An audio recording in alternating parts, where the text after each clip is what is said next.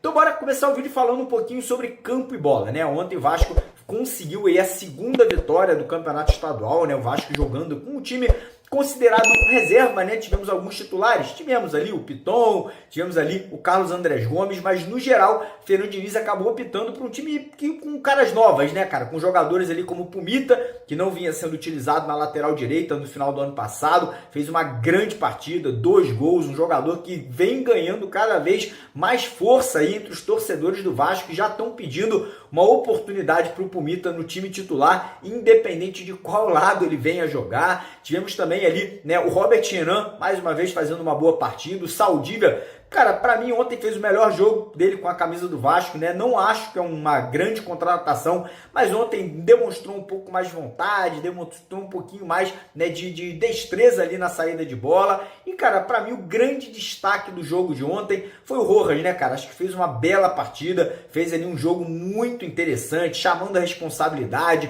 mostrando que pode ser muito útil aí ao Fernando Diniz nessa construção da equipe vascaína para a temporada de 2026.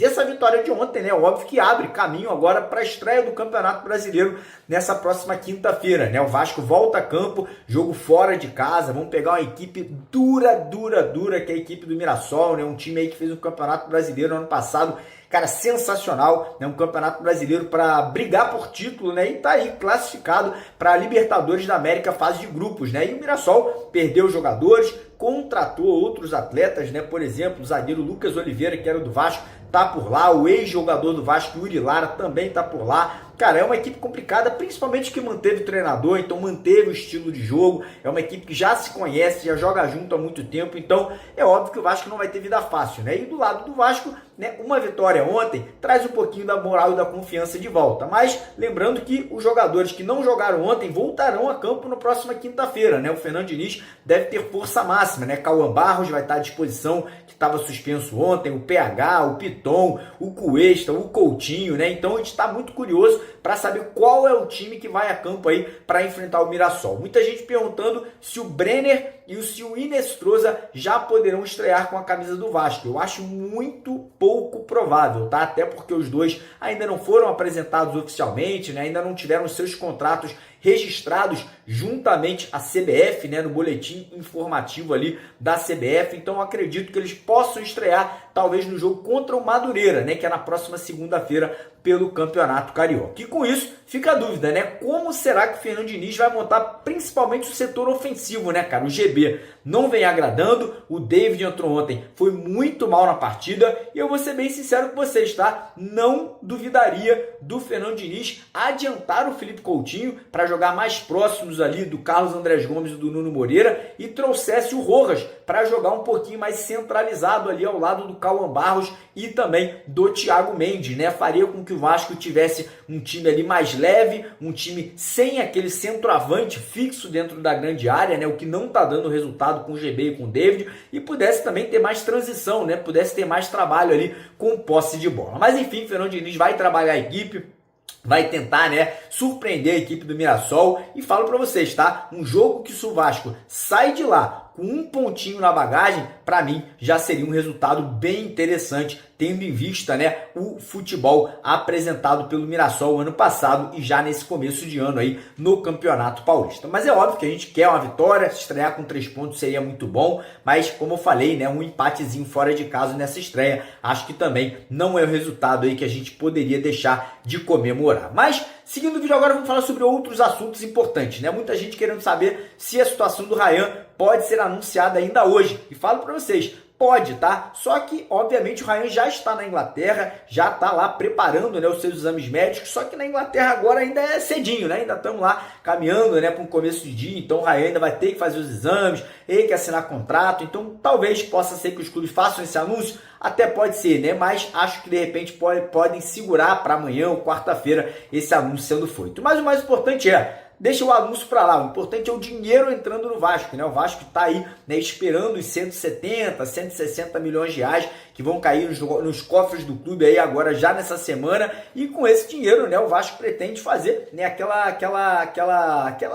aquelas contratações pontuais para esse início de temporada, né? Já falei para vocês e volto a repetir, o intuito do Vasco nesse momento é fechar 5 reforços, inclusive o próprio Fernando Diniz, na coletiva ontem, ele confirmou, né, que o Vasco está conversando, está negociando com muitos jogadores, né? E aí, hoje tivemos a informação que o Vasco foi atrás de um outro lateral esquerdo, né? O Vasco abriu conversas com o Cuiabano, só que a situação com o Cuiabano ficou muito difícil, né? Devido aos valores pedidos pelo Nottingham Forest. E aí, nessa manhã de hoje, tivemos a informação que o Vasco foi atrás do Juninho Capixaba, hoje jogador do Red Bull Bragantino, né? Um jogador ali que já esteve, né, no radar do Vasco há um ano e meio atrás, e agora volta a ser aí uma opção para esse elenco aí do Fernando Diniz, né? Parece que o Juninho Capixaba teria, né, o aval do Fernando Diniz para que o Vasco buscasse essa contratação. E muita gente perguntando, pô, Mário, mas e o Piton? Cara, a grande verdade é que o Piton ele vem oscilando muito desde o meio do ano passado, né? Muita gente, inclusive, pedindo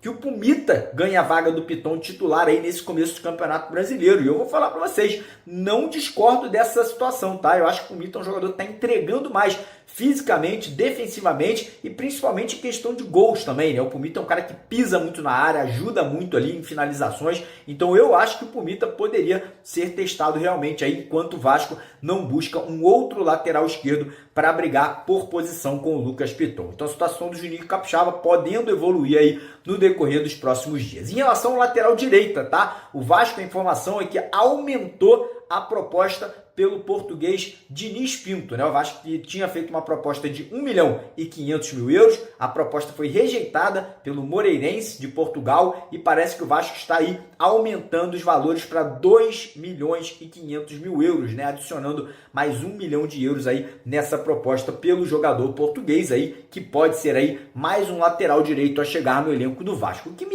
me acha um pouco estranho, né? O Vasco já tem o PH e o Puma. O PH é um jogador que hoje briga por seleção brasileira, apesar de estar mal aí, né? Não está conseguindo entregar aquele futebol do ano passado.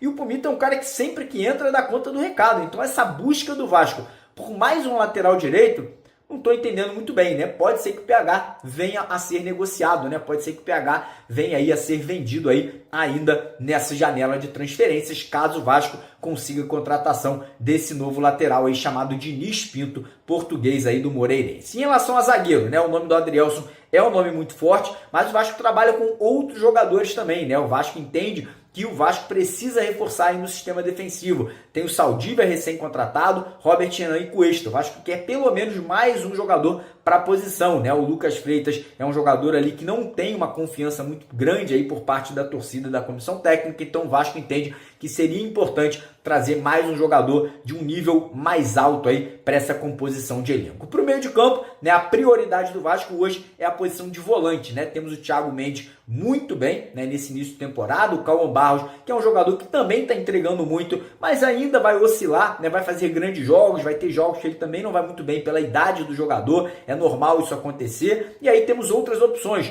O Hugo Moura, que jogou ontem, é um jogador nota 5, né? Aquele cara que não entrega muito na parte, né, ofensiva, defensivamente é um cara que ajuda bastante, mas ano passado foi muito mal, né? Muitas expulsões, inclusive, prejudicou o Vasco em algumas ocasiões. Tem o Tietê, que está em queda livre, né? O Tietê não está conseguindo voltar a ser o Tietê do começo do ano passado. E aí temos outros jogadores ali, principalmente da base, né? O JP, que não foi muito bem ontem. Temos alguns outros meninos ali que aos poucos vêm ganhando ali oportunidades com o Diniz. Mas o Vasco entende que é necessário trazer mais um jogador para a posição, né? O Vasco teve conversas com o Douglas Luiz, conversas não evoluíram devido ali aos valores da negociação. E o nome do Lerna, né? Que a gente já trouxe para vocês, é realmente o nome mais forte hoje dentro do Vasco da Gama. E para o setor de ataque, né, cara? O Vasco entende que ainda é necessário trazer um centroavante, né? O GB não está entregando, o GB não está conseguindo demonstrar ser o jogador que o Fernando Diniz imaginava. O Diniz não quis testar outros meninos, né, como o Bruno Lopes e o Diego Minetti até o momento, né? Eu achava que o Diniz poderia ter dado chance para esses dois jogadores nesse início de campeonato estadual. E aí, né, com a chegada do Brenner agora, o Brenner obviamente vai assumir essa vaga, mas o Vasco entende que ainda é necessário